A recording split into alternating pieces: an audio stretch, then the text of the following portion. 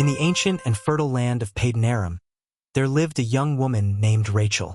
She was the younger daughter of Laban, a shrewd and prosperous man. Rachel was known far and wide for her stunning beauty and charming demeanor, which made her the pride of her family and the object of many suitors' admiration. Rachel's daily life involved tending to her family's sheep, a responsibility she carried out with skill and care. One day, while she was at the well with her flock, a stranger arrived, a man named Jacob. Jacob was on a journey from Canaan, sent by his parents, Isaac and Rebekah, to find a wife from his mother's family. The moment Jacob saw Rachel, he was captivated by her beauty and grace. Overcome with emotion, he rolled the heavy stone from the well's mouth and watered her sheep. Rachel, intrigued by this stranger's strength and kindness, invited him to her father's house. When Laban heard that his nephew Jacob had arrived, he welcomed him with open arms. As Jacob stayed with Laban and worked alongside him, his love for Rachel grew deeper. After a month, Jacob made a bold proposition to Laban. He would work for 7 years in exchange for Rachel's hand in marriage. Laban agreed, and Jacob's years of labor seemed but a few days because of his deep love for Rachel. The years passed, and the time for the wedding arrived. However, Laban, true to his cunning nature, deceived Jacob. On the night of the wedding, he substituted his elder daughter, Leah, for Rachel. Covered by a veil and under the cover of darkness, Leah was brought to Jacob. It wasn't until the next morning that Jacob realized the deception. Heartbroken and furious, he confronted Laban, who justified his actions by citing the custom of not marrying off the younger daughter before the elder. Desperate to marry the love of his life, Jacob agreed to work another 7 years for Rachel. At the end of the bridal week with Leah, Laban gave Rachel to Jacob as his second wife.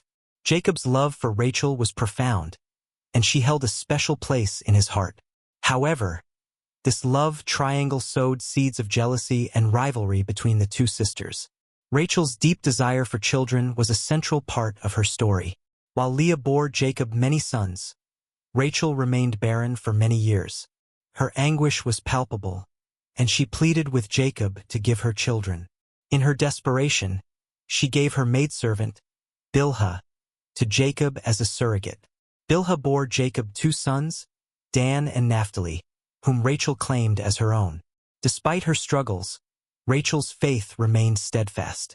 God eventually remembered her and listened to her prayers. She conceived and gave birth to a son, whom she named Joseph, saying, "God has taken away my disgrace." Joseph would grow up to become one of the most significant figures in Israel's history, known for his wisdom, integrity, and rise to power in Egypt. Years later, as Jacob's family was journeying from Bethel, Rachel went into labor.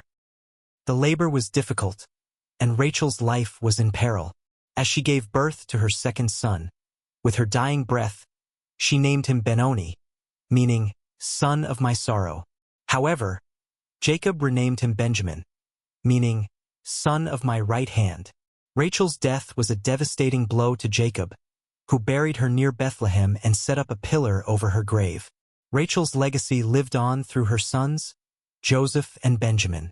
Joseph's rise to power in Egypt saved his family during a severe famine, fulfilling the dreams he had as a young boy. Benjamin became the father of a significant tribe in Israel, known for their strength and valor. Rachel's life is a poignant tale of love, longing, and faith. Her story resonates through the ages, highlighting the complexities of human relationships and the enduring power of hope and perseverance. Despite her struggles and the heartache she endured, Rachel's love for Jacob and her unwavering faith in God left an indelible mark on the history of the Israelites.